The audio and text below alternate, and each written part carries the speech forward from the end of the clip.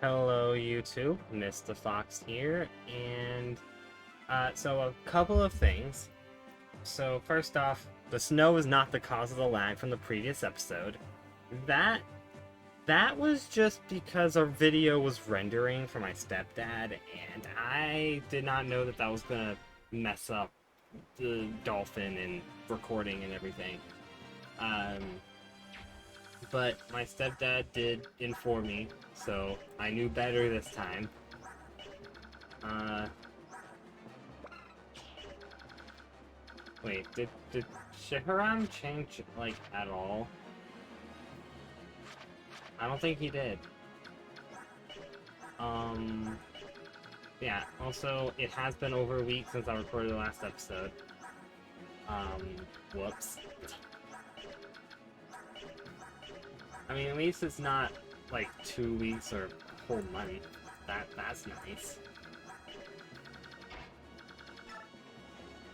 But also, Volk did not promote for his story promotion, like that's a normal time. I don't think I showed that in the last episode. So preparing for this chapter, I just gave him bonus experience because I was sick of him just being a soldier. I might remove Blossom and teach him Luna over it, since he doesn't really need Blossom anymore. I mean, I don't think he really needed it, but like he has good enough stats that it won't kill him to not have Luna anymore. I mean, Blossom anymore. Side notes, I do want to do more Paladins related things at some point. Potentially even working on, like, videos about, um, my large number of concepts that I have floating about. Oscar, why are you so slow? Okay. Yeah, like, I have far too many concepts. I haven't counted them recently, but I'm pretty sure I have between 70 and 80, which, you know, that's a lot. Potentially too many. But it's not a big deal.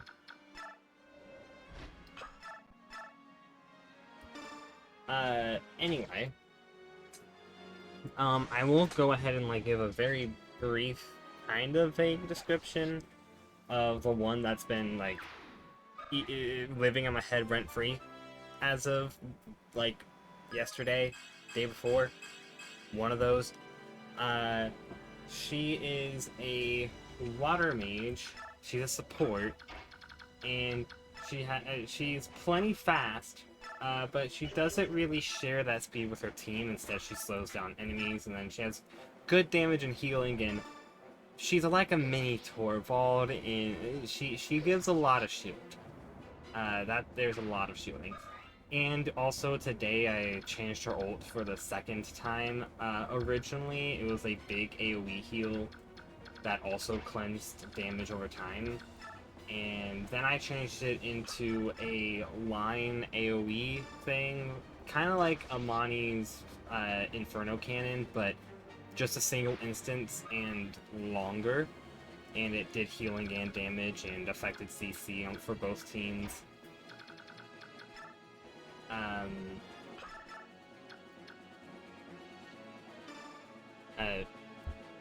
but now it's a placed circular AoE, and that means it's a lot more similar to one of her other abilities, but it does be more or less the same thing as the previous version of the ult did, just some minor changes.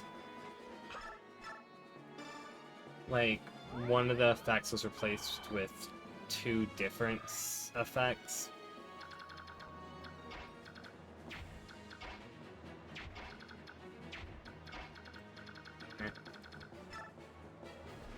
I do enjoy making concepts, but I am currently in a situation where, like, I'm trying to figure out, like, how the numbers for movement speed actually work.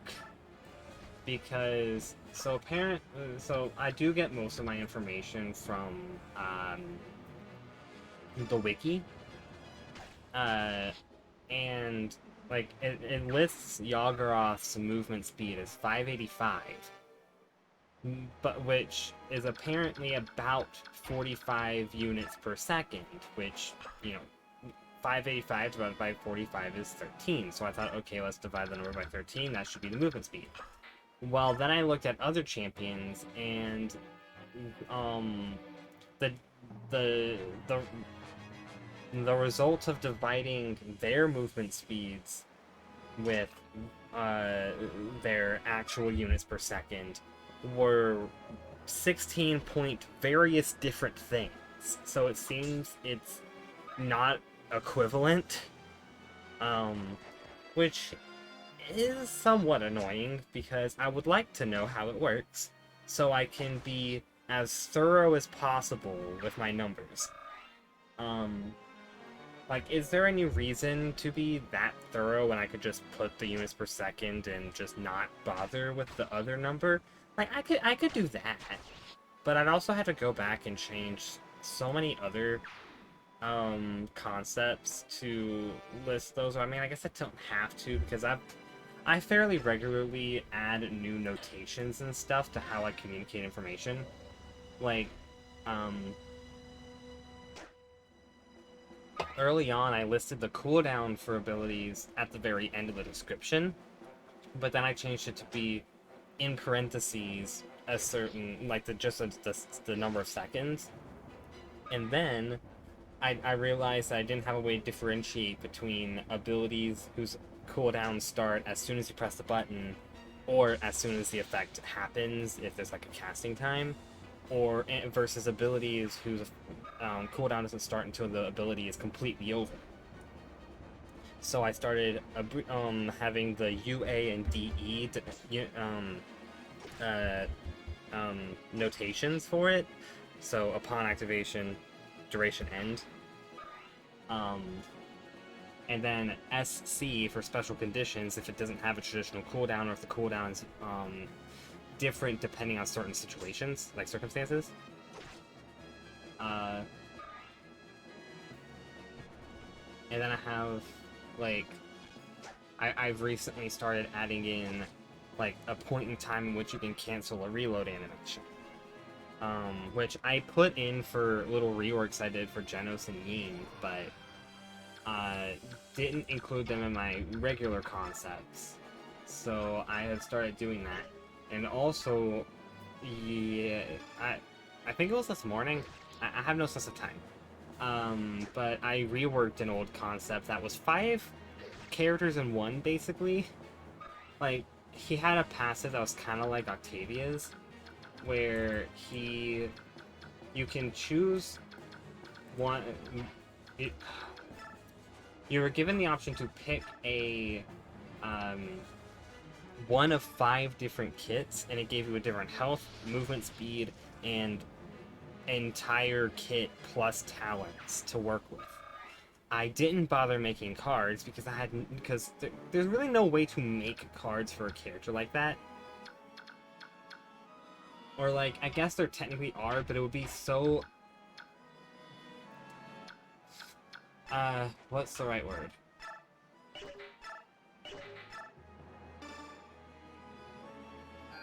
It'd be so agonizingly boring. Because, like, it would be like, reduce the cooldown, increase the duration if applicable, heal, or get shielding, or, you know, slow enemies if they get hit by the thing, something like that, which is just, it's not interesting. I like having the cards have some amount of interest to them, or like have something going on that isn't just, oh, you heal when you press your button. I do have cards like that, but I try to have some cards that are a tiny bit more interesting. So I reworked him to where he just has one kit, no more funky passives that should never have existed to begin with. Instead,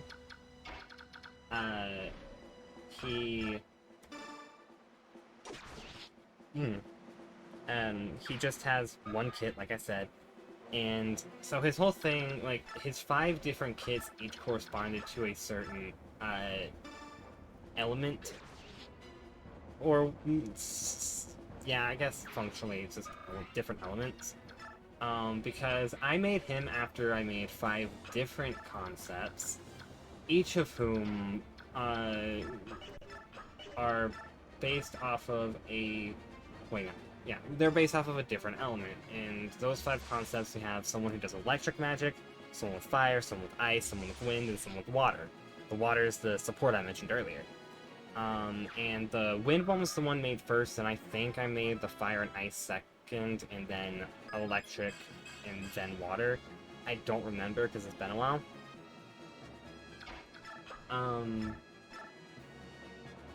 But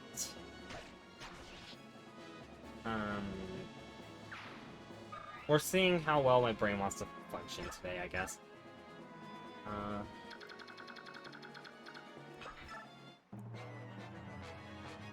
Okay, so this character was created after all of them, and I ended up deciding, you know what, he's their dad, and he taught them magic. So his whole thing was you could pick between a kid that kind of corresponded to each of the kids, sort of, but not really. Because it was more about what those elements would normally be if I had made if I had made those characters after him, 2 of them would have probably been quite different. But so be it. But now he just has fire for his primary fire, ice for his secondary fire, which is a barrier,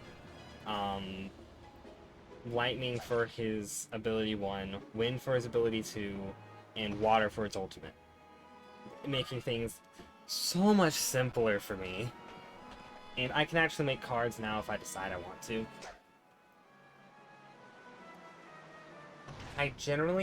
I don't always make cards for my concepts. Generally when I do, it's because like I just have a lot of ideas and I already know what I want the cards to be.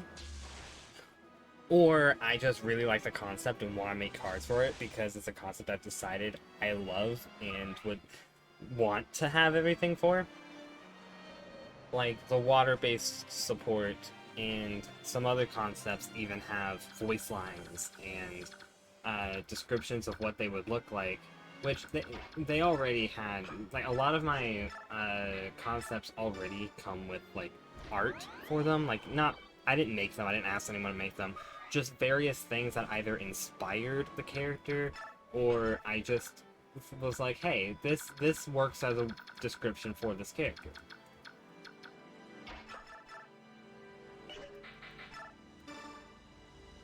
Like the water mage uses concept art for the female version of the mage class in Path of Radiance, which ended up not being how female mages ended up looking, but you know, I found that concept art and decided I want to use this to be the appearance for a concept.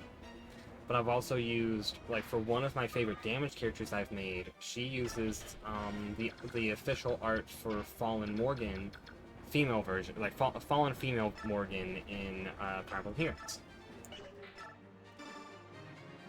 Which is really cool in my opinion. But plenty of my other concepts, like, I didn't have the idea for the character, but somebody said, hey, here's this random thing I found online, make a concept based off of it, and I did, because I can. There's another water-based support who would probably cause the game to crash, because all of her like stuff have tick rates of like once every 0.02 seconds or something like that, which that's probably way too fast of a tick rate, and would likely cause performance issues. But I don't know why, I just decided I wanted it to be that way. It's fairly normal things for me.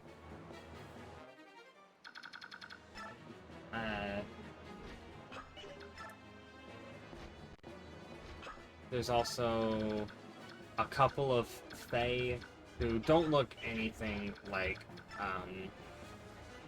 Willow. There's actually also I think the first Fae character I made was Taxiana, Queen of the Fae, or whatever I made her title. And she ended up being a support. I make a lot of support concepts, but like there's a somewhat equal distribution of damage / flank to support, with a handful of frontlines thrown in because I'm not much of a frontline player. But Titania's whole thing is AoEs on a support, and also the more damage her allies take and the more healing she does. But if she does damage, she does that passive lowers. So if you want to heal as much as you can, as often as you can, you kind of want to limit how much damage you're doing.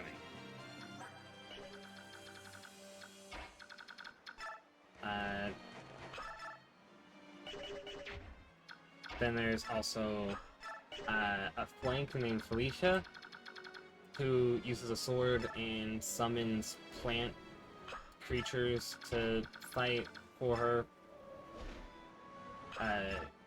Interesting idea for a flank. And then there's Periwinkle, who is a sniper. Not really. Like, she's a long-range DPS who, in her ultimate, can pretend she's a sniper. You know, as you do.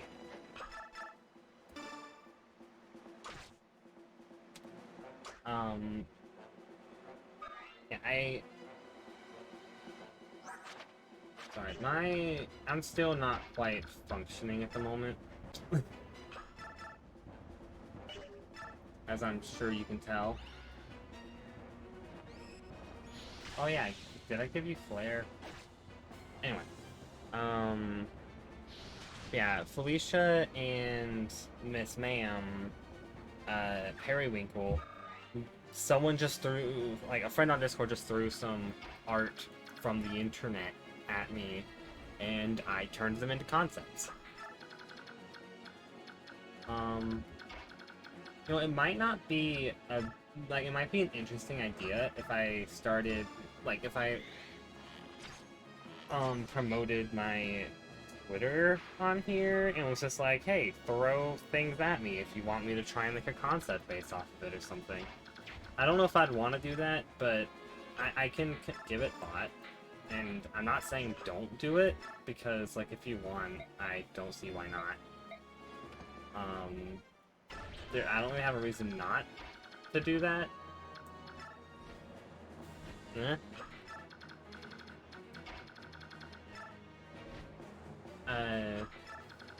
Yeah, I honestly don't actually... It's hard to think of all my concepts, to be honest. I have one that I very loosely, like, emphasis on very loosely, based off of, that one ult for Nana in Fire Emblem Heroes, where, she was dressed up as, like, one of the Crusaders or something.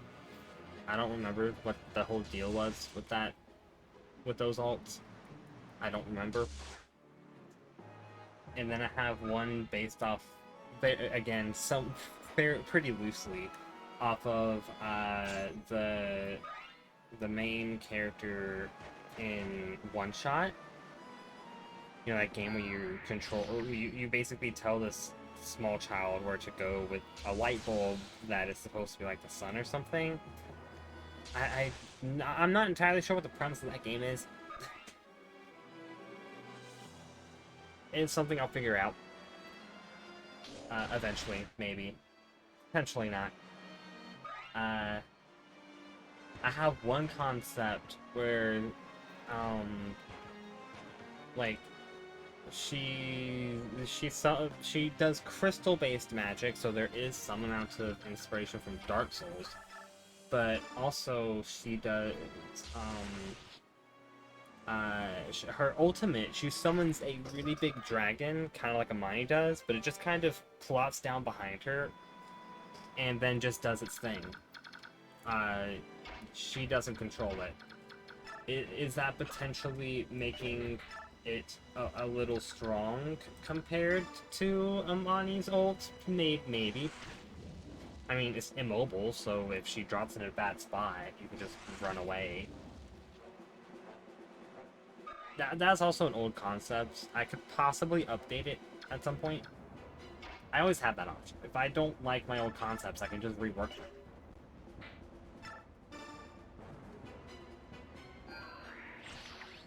Like, I did a rework to this one concept who had a primary fire that functioned differently if you held down the button or just pressed the button, and other things, and I left most of it the same, because these aren't, like, complete reworks, they're just partial reworks and stuff.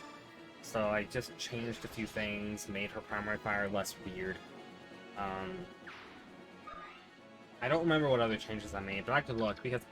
So, the water mage, who... Her name was ended up being Asterisk, which was at one point something I was going to change my name to, but But anyway, Asterisk the Hydromancer, she was the first character I reworked. And I overwrote the original concept with it. Like, I didn't make a new Google Doc for it. Was that the right way to handle that? Probably not. I mean, it's not that big of a deal, but it would have been nice to have still had the numbers for the original skills that she had.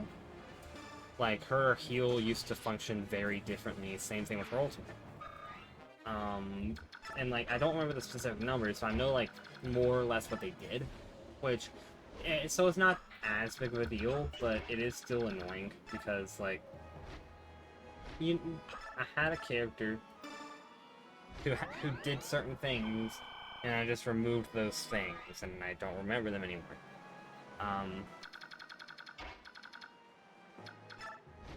But I suppose that kind of doesn't hold much on, having, at one point,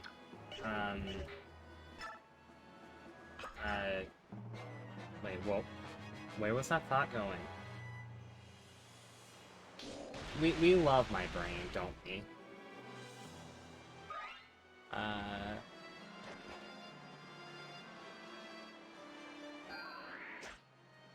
I cannot fathom what I was going to say.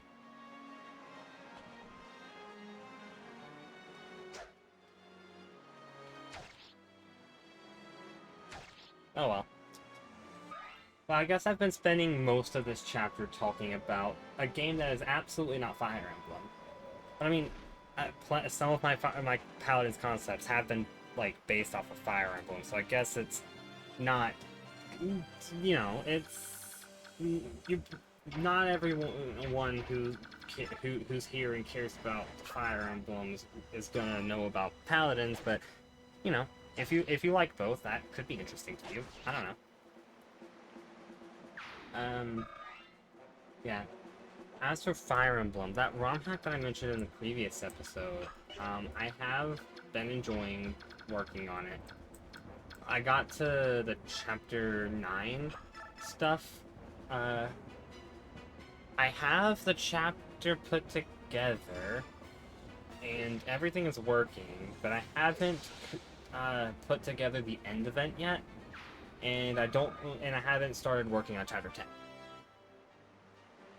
But I have noticed that there's a very distinct lack of playable axe units.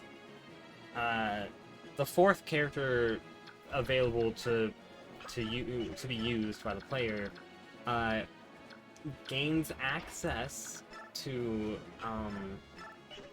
axes upon promotion. That's about it.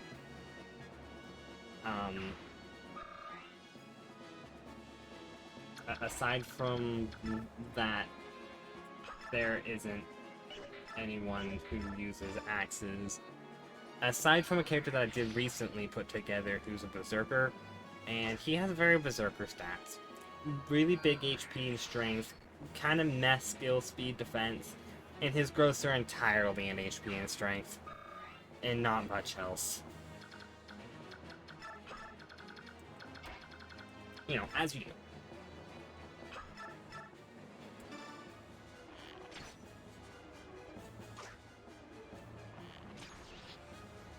But that Berserker and one Archer that I made, they have not shown up at all yet. And then there's 3 other characters who showed up in Chapter 5X who haven't gotten to actually participate in anything other than 5X so far.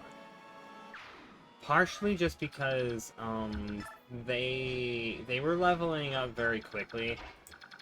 I think experience is a little funky at the moment. I made every weapon have infinite durability. Well, not every weapon. Effective weapons and killer weapons don't have infinite durability. And then, siege tomes don't have infinite durability. And any staff that is not the heal staff does not have infinite durability. Only heal has it. That part is partially because of experience point reasons, because it seems that giving the physics staff infinite uses, like, made it give a very large amount of experience. Like, it was giving full levels to one character, but I don't know if that was just because it was her, and I made her a unique class, and maybe there was something that I don't understand what's going on that was happening with that class. I don't know. I honestly have no idea what the deal is. I'll have to figure it out, maybe, but I think things have gone back to normal for her after promoting and fixing the weirdness with the experience. Changing it back to only having 20 uses instead of 15. So, like, it's not infinite, but it does have more than it used to. I did also increase the amount of uses on heal and mend to 40 and 30 respectively. Well, originally heal had 40. It has infinite now. Brain.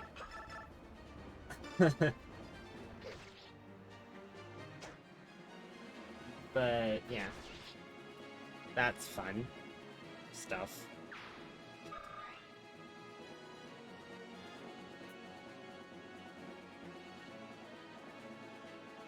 Alright, just pressing the wrong button. Also, this keyboard is already getting hot. I probably mentioned this before. My stepdad does not seem to be a fan of actually, like, closing anything. So there's like 500 things open on this computer right now. So doing all of this makes the keyboard get hot. Like, it's a laptop, so like the laptop gets hot around the keyboard, and I can feel it. And I don't know how he sits here for hours on end dealing with his computer, because this is uncomfortably warm. I have to, like, keep my fingers off the keys like 90% of the time, because otherwise it feels like my fingers are gonna burn. But also, I'm, like, more sensitive to heat and stuff than him. And most people I know, for that matter. More sensitive to sound, more sensitive to heat. I'm just sensitive. And, like, I've mentioned this elsewhere, but I don't think I've said anything about it, like, on YouTube, but, like,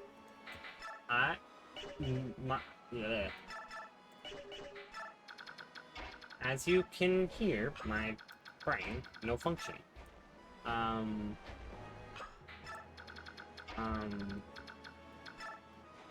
Yeah. I say that I can't touch grass because, so, like, if I make contact with vegetation, my skin gets itchy, which is unpleasant.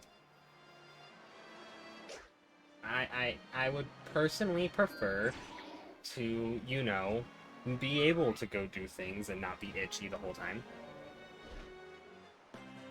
But, such is life. C'est la vie.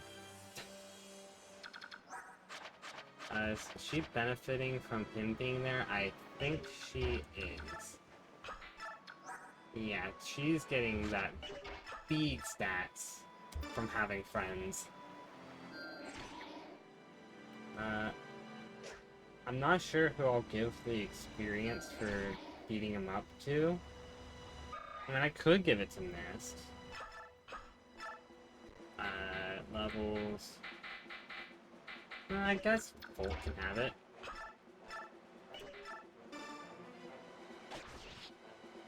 He still has Blossom, so this will help him actually get experience.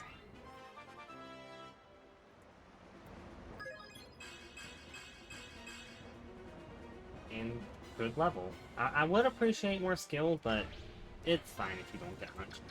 But yeah, that marks the end of this chapter. As it do. So, yeah.